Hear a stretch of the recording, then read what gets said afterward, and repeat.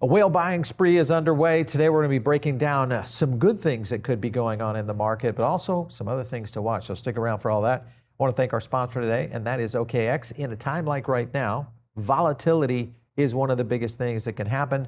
One thing you can do is earn up to 4.1% APY, both on USDG as well as RLUSD. So start earning over there today.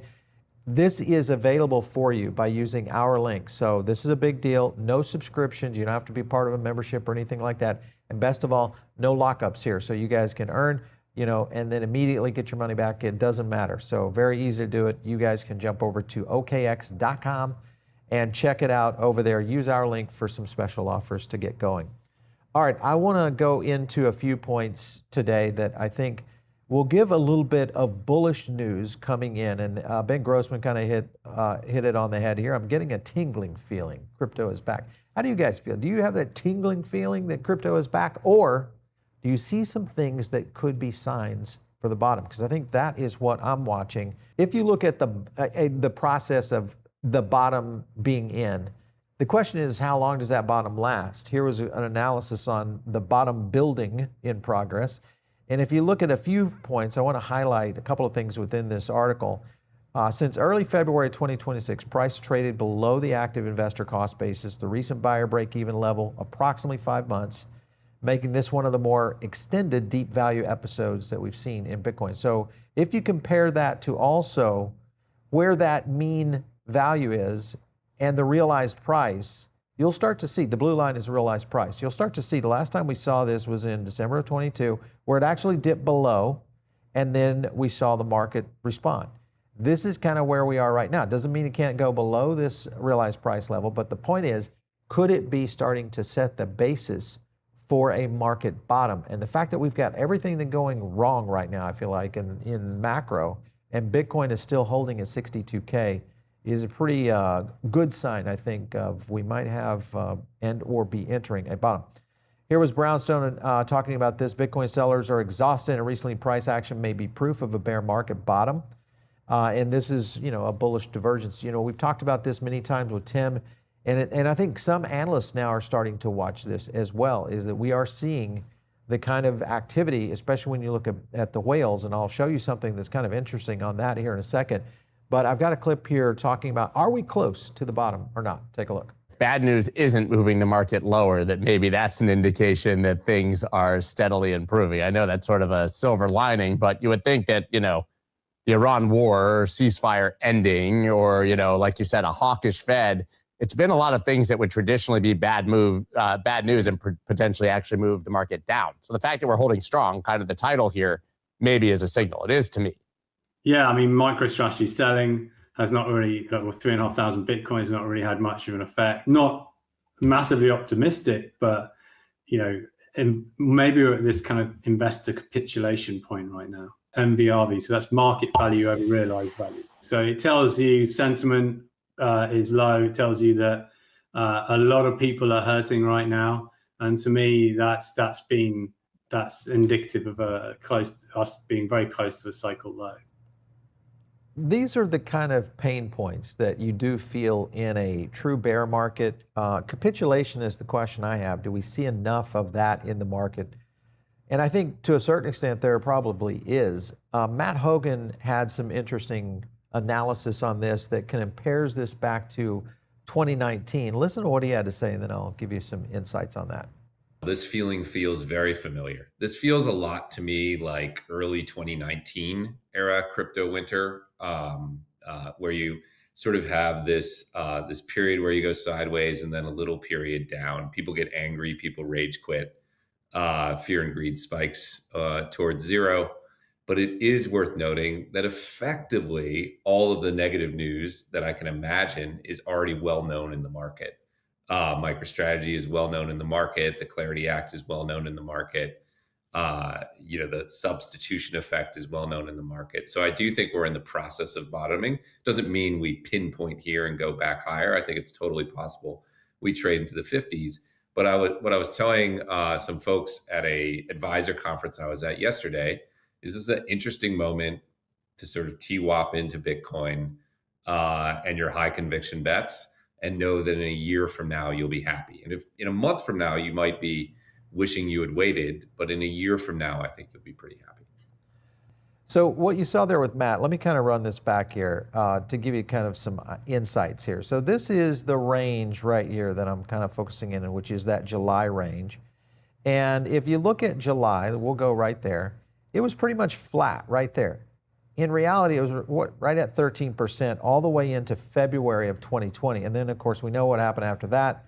That was when we dipped down, obviously, for COVID. That's not going to happen again. So my estimation, you're going to continue to go flat here.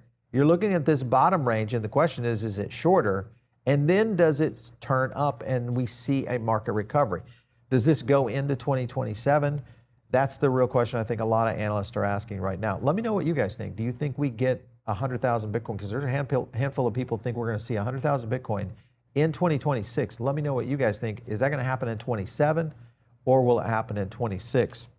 Other things I wanted to jump on right here, because this is another reason maybe whales are buying, and whales have accumulated over 270,000 Bitcoin. That's the largest 30-day whale accumulation since 2013. So big numbers out there right now. And if you look at ETFs, this has been a death spiral on ETFs. That's the run that we've been running at since May, which has been negative outflows on Bitcoin.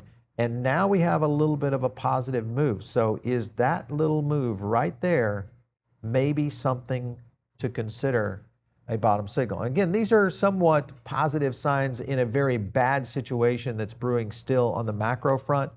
And to what everybody was talking about is that you've got the Fed, you've got what's going on in Iran, you've got, peaking inflation, a whole situation around jobs, and let's not forget about clarity and the mismatch that's going on in DC.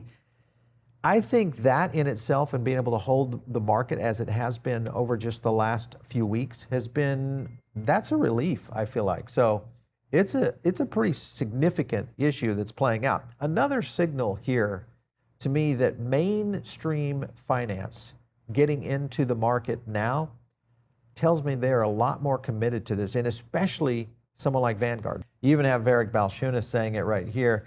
Vanguard reached out to him about the digital asset job, and he said, hey, that's okay. You haven't bent the knee or been orange pilled yet, but they want to utilize the tech. I think they're going to bend the knee, but I think they're going to do it more on a digital asset front as a whole.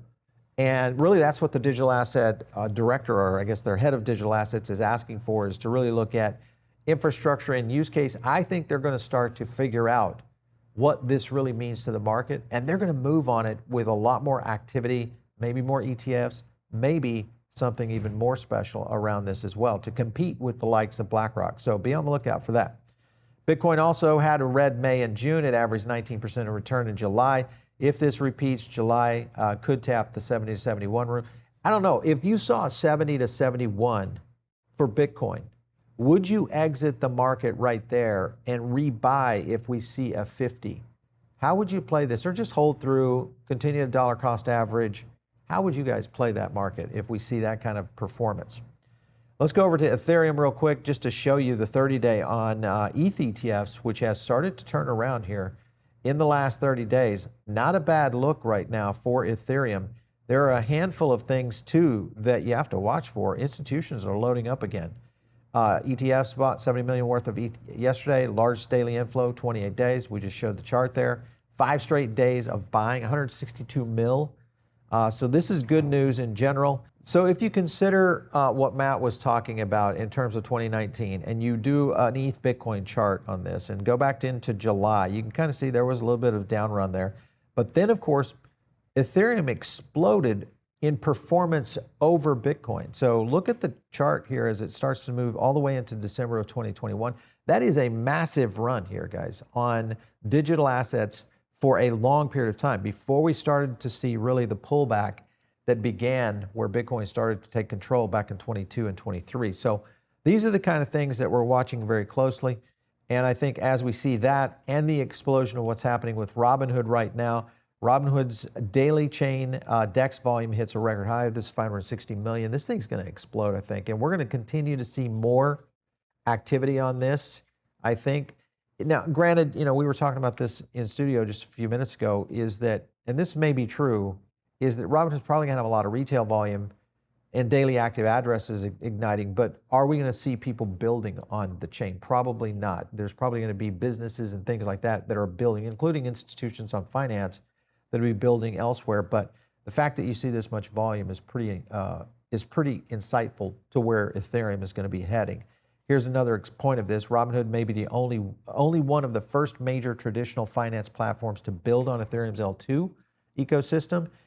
Here's the question. If more banks, brokers, fintechs, and asset managers follow, the amount of value relying on ETH alone could grow from hundreds of billions to trillions of dollars. So, and it becomes the economic collateral, securing a global settlement layer for and in traditional finance. So this is something I asked Rebecca Reddick yesterday was what happens if, because Robinhood is really they're doing a number on TradFi right now. What happens if finally TradFi starts to kind of wake up and smell the roses and says, all right, let's do something like this. And maybe they use a different strategy, but it's all on Ethereum, or maybe they choose something else. So just saying, this is going to put a lot of pressure on Wall Street in general. These are all bullish. If you really think about it, these are all bullish. If we are nearing a bottom, it opens up an opportunity for us crypto insiders that are watching this show to really understand where that positioning can be. The things you have to watch out for, though, and you always have to look for the red herring, the black swan, the issues that can occur. One, of course, is the Fed. They officially blamed AI for inflation. These were some of the reasons. They talked about core goods inflation, still attributing to tariffs and AI. They also went into no rate changes, possibly into 27. But the big one right here, some members believe AI will eventually reduce inflation through productivity gains. Now, we've talked about this. I've heard Warsh say this before, but explicitly warned this effect would take a long time to happen. So two ways you can read that. We probably won't see productivity really flowing out of AI, so will investors get tired of AI not performing in real life and decide to rotate capital, possibly into crypto? Maybe the timing would be there. Or do we actually get AI productivity, and that changes investment thesis all around? So there's a lot of things to be watching right now. One of the things you have to look at, though, is semiconductors, because this is a core area for where AI is going to grow from. And semiconductors make up 15% of the S&P 500 right now. 15% of the market cap of the S&P 500. That's the most in history. So pretty significant here. And all this leads into AI. It also leads into the possibility of capital rotation. So those are the things you have to consider right now. Bloomberg came in and talked about the Fed talking about blaming AI on this. Listen to what they had to say. But then there was also this discussion around the CapEx build-out related to artificial intelligence. On that, the participants said, quote, many participants noted that ongoing strong demand for AI infrastructure would likely sustain upward pressure on prices for technology products and electricity. Going on to add that some participants remarked that productivity gains associated with AI adoption would eventually reduce production costs and increase aggregate supply, which should put downward pressure on inflation, though they noted that effect would likely take time to materialize. And then you get into energy, because one of the things you have to consider is energy consumption. This, of course, gets into electricity, all sorts of things that can play into the infrastructure around the United States. So as we continue to see the build out of all these data centers and the infrastructure that has to support those data centers, guess what? You start to see rising prices. And I'll get to it even further. Think about all the infrastructure that builds those data centers. That's constructions. That's everything from electricians to plumbers. Those demands start to create more demand, less availability, meaning higher prices. All of that, again, gets right into the point of inflation being possibly led by AI. CNBC also came out talking about inflation versus politics, and that there may be a little bit of a twist here. So take a look. And it shows not an inflation problem, it shows a political problem, Brian. We had nobody on the committee in March that saw a rate hike by the end of the year. That's March. We go to June, and now 9 people see a hike by the end of the year, including one person that moved from no hikes to 3 hikes. I think this is one of the most disingenuous dot plots I've ever seen. I think some things did change, which is that when you look at what they're saying, David, and I'm not saying they're right about this, but it was the inflation that they saw beyond oil prices, when they talk about it affecting other parts, services ex housing had remained elevated or declined very little. They have become more hawkish, more concerned that they're not hitting their target, more concerned that there's another thing that they now have to look through that ultimately could undermine the inflation expectation story. And I think other people who have this other attitude out there that, hey, this is going to dissipate, sure, roll the dice and play that game if you want. But let's remember one thing, David. They just went through a period where they saw inflation as transitory and they got burned in a very bad way. And I think that colors their views right now. All right, so as you can see, that is one of the things you have to keep a very close watch on, and that is how the Fed reacts to the market. And the market is showing signals to the Fed that is starting to shift a lot of these governors to where they're changing their idea of whether or not we see a Fed rate cut or a Fed rate hike this year. So that's playing into all of this. The other thing, the market's kind of looking at this in a different way. How do they determine, the market in general, how does it determine what the Fed minutes really mean to the market? Watch this one. And I think the market right now doesn't consider the Fed unimportant. It just considers what the market's doing more important, and the market doesn't need the Fed to guide it. The dot plots really weren't anything that you'd want to give your investment advisor as a roadmap for your money. I'm just saying the market has already priced in a higher funds rate. It's at 420. It's up. The minutes maybe didn't have a whole lot of new information, simply reflecting the verbiage of what we knew was the case of a divided Fed. But I have a hard time seeing at these elevated Treasury yields how the market is looking through the overall idea that there's just some risk out there and a priced in risk in the futures market. It's priced in the 2, it's priced in the 10. Rick Santelli taught me to watch and believe in what the markets are saying. And these markets are saying the Fed is going to be higher. So when you look at Japan, this is another example of this. This is an ex-BOJ official saying Japan may rapidly raise rates to up to 2% this year. So this would be a big deal because the current policy rate is 1%, highest level since 95. So this would be significant overall. And I think this is another factor that starts to put a lot more pressure on the macroeconomics here in the U.S. playing into this. Again, not necessarily true bearish, but it's something that you have to just pay attention to. Another thing you want to pay attention to right now are these strategic reserves on oil. This is where we are right now. We are at the point of 19 million barrels away from basically an estimated operating level. And that means we got to go out and buy. And this, I think, is what Iran is waiting on for a possible negotiation, is they just got to wait till we hit that point and then come in and try to negotiate, where the U.S. is at a point where the strategic reserve has to go in and actually correct. So Strait of Hormuz tanker crossing, not necessarily recovered yet, so you're still continuing to see that from that massive drop that we saw earlier this year, obviously within what's going on in Iran. One other thing you want to look at is this right here. You got Strategy doing your earnings call. Just be on the lookout for bad news. I'm not saying that it will happen, but if it were, this could be another catalyst that could cause a little bit of shakiness and volatility in the market.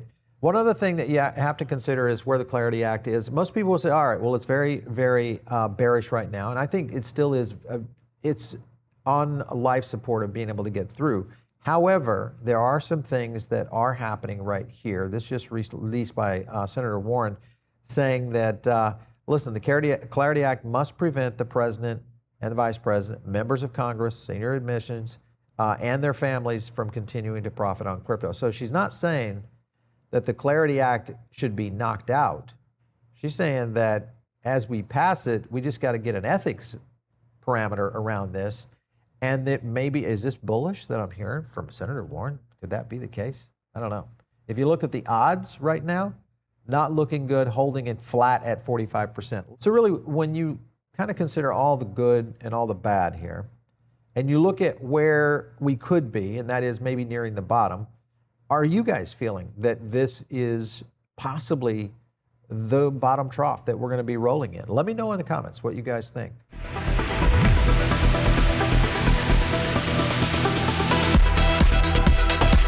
If you like this video, hit like and subscribe, drop a comment down below, and also join our free private member group The link is in the description.